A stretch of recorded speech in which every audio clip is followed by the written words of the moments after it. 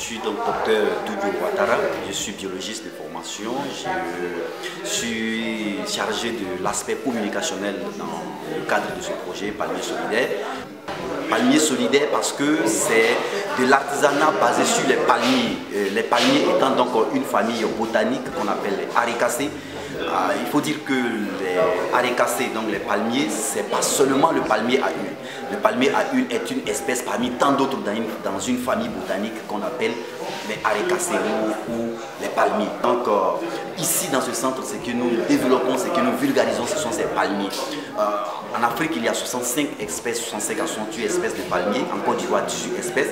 Et ici sont valorisés les rodins qui constituent un groupe de palmiers lianes de nos forêts. Ici, nous valorisons donc les produits issus également du raffia, notamment le tissage et la teinture du paille d'Ida, le paille raffia, mais aussi les productions liées au palmier à huile, notamment les savons traditionnels, mais aussi de l'huile issue des différentes parties donc, du palmier à huile, mais de plein d'autres artisanats issus de ces trois catégories de palmiers. Alors il faut dire que la cible de ce projet, d'une manière générale, c'est d'abord toute la population. Toute la population parce qu'il y a un aspect environnemental derrière, donc qui touche tout le monde. Et c'est en cela que nous allons faire l'éducation environnementale qui va être adressée aux enfants, mais ce que nous attendons, c'est que toutes les activités qui vont se mener ici, après, ces activités-là puissent être relayées dans les écoles primaires, que après, dans la cellule familiale aussi, l'enfant puisse arriver à convaincre ses parents, à convaincre ses camarades, ses amis, à être des éco-citoyens. Donc, dans un premier temps, toute la population est visée, mais en particulier la population des artisans.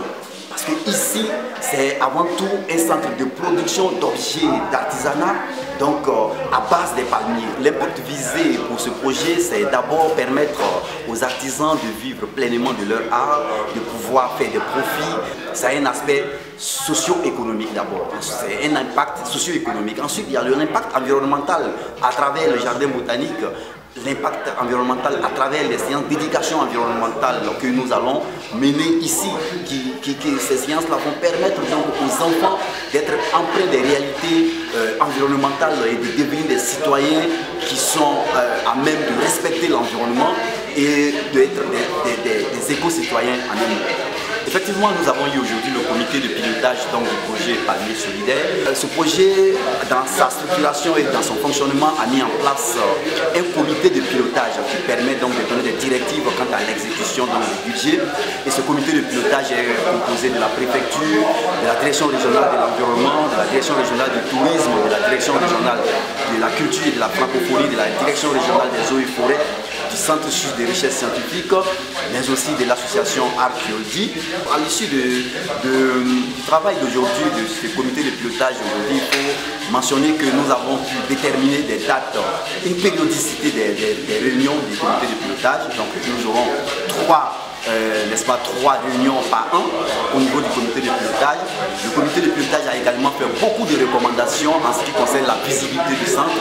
Nous allons donc élaborer très bientôt des stratégies de communication pour permettre aux gens de mieux connaître ce projet-là et ce centre-là et de pouvoir fréquenter véritablement ce centre. Et c'est pourquoi l'une des mesures, l'un des points adoptés au cours de ce comité de pilotage, c'est qu'on ait un nom marketing pour ce centre qui devient le jardin des palmiers. En fait, ce projet est original en ce sens qu'il y a un système de financement qui est selon un plan quadriennal, donc sur 4 ans. Nous venons de terminer la première année, il nous reste 3 années à venir. Mais l'objectif donc de ce plan quadriennal, c'est de faire en sorte que ce centre soit autonome, ce centre puisse se prendre en charge sans financement extérieur à l'issue donc du plan quadriennal. Et les stratégies que nous mettons en place sont menées justement dans ce sens. Et moi, je voudrais remercier toutes les parties prenantes à ce projet, les artisans, je remercie vraiment la ville de Genève et mes patrons, Fred Stoffer, qui a été d'ailleurs mon directeur de maîtrise, mon patron, le professeur Bakayoko Adama, qui a dirigé ma thèse, donc le doctorat à l'université de Diagoba, mais aussi M. Didier Roguet, qui est le responsable de la coopération au Jardin botanique de Genève. Tous ceux-là, vraiment, s'y sont mis, ont mis de leur énergie pour qu'on en arrive là aujourd'hui. Je voudrais dire grand merci au Jardin botanique de Genève.